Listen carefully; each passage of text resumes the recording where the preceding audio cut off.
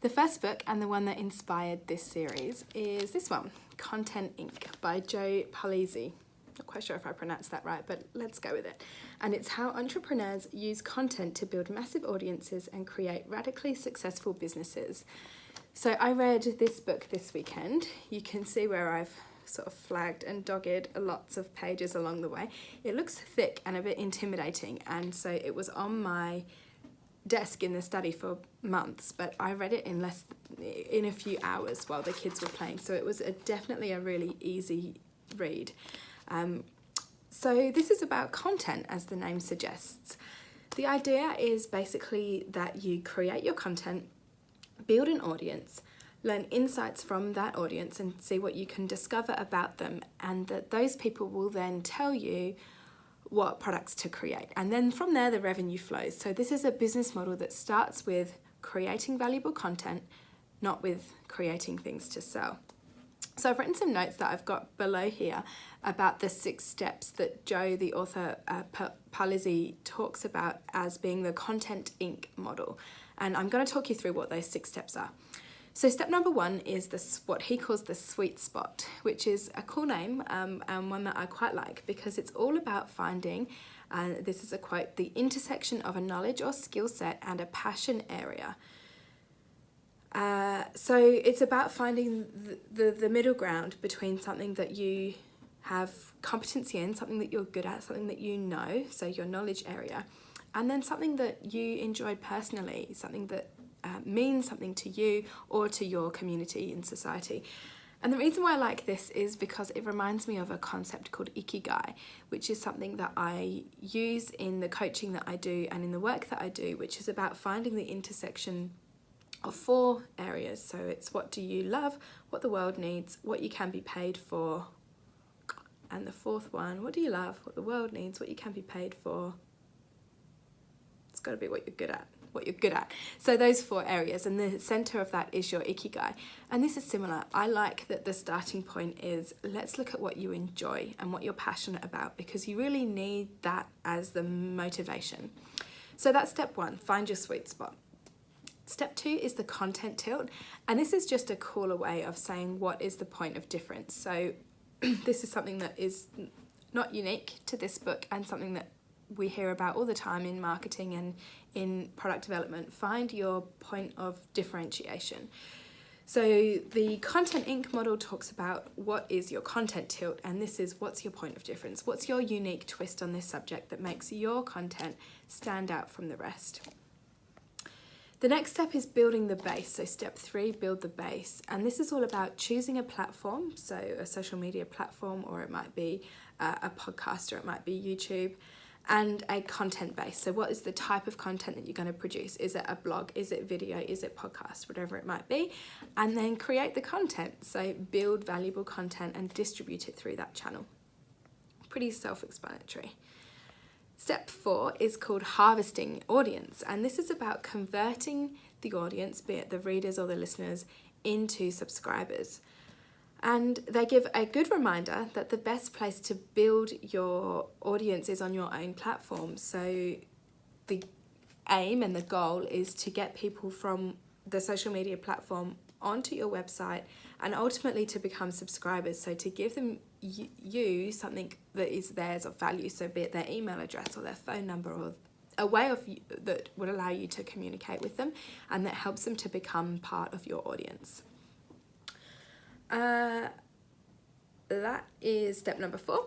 Step number 5, diversification. So this is about, once you have a loyal and growing audience who are engaging with your content, this is about diversifying your content stream so that you can become the leading voice in the industry. Pretty self-explanatory, I guess. It's once you do one thing well, then do it well in other places. So pretty simple. And then lastly, step 6 is the monetization. And I've extracted a quote from the book here. By this time, you are armed with enough subscriber information, both qualitative and quantitative, that a multitude of opportunities will present themselves to generate revenue. So monetization is the 6th step. It's the last step. But that chapter does talk about and recognize the fact that most people actually need to make an income every day, they can't just wait for their empire to grow when they've finally produced all the content. So the model acknowledges that the Content Inc. model takes time and patience to work, and that chapter, the last chapter in Step 6, Monetization, talks about different suggestions for building an income while you wait for the Content Inc. model to start to work and pay off. So those are the 6 steps that they teach. So number 1, the sweet spot. 2, content tilt. 3, building the base. 4, harvesting the audience. 5, diversification. And 6, monetization. So my thoughts. Well, I really like the model that they use. I should find it and show it to you because it looks a bit different. Normally we see models in Venn diagrams or similar, but this is something else. So here's the model. So you can see the 6 steps there, starting with the sweet spot. Let's just let that in and focus. So I like that. I think it's cool. It's something a little bit different, and you can see how the different steps overlap and how they work together. I really like the concept of the sweet spot and the starting point, and that was really good for me and helped kind of motivate me and get me interested in reading the book. I'm really into that, this idea of building meaning through the work we do. I think that's something that we don't talk about enough in terms of making sure that we actually enjoy what we do rather than just doing it because it's what we've always done. So I really liked that, and that kind of set me up because I knew that our values aligned, so I was keen to keep reading.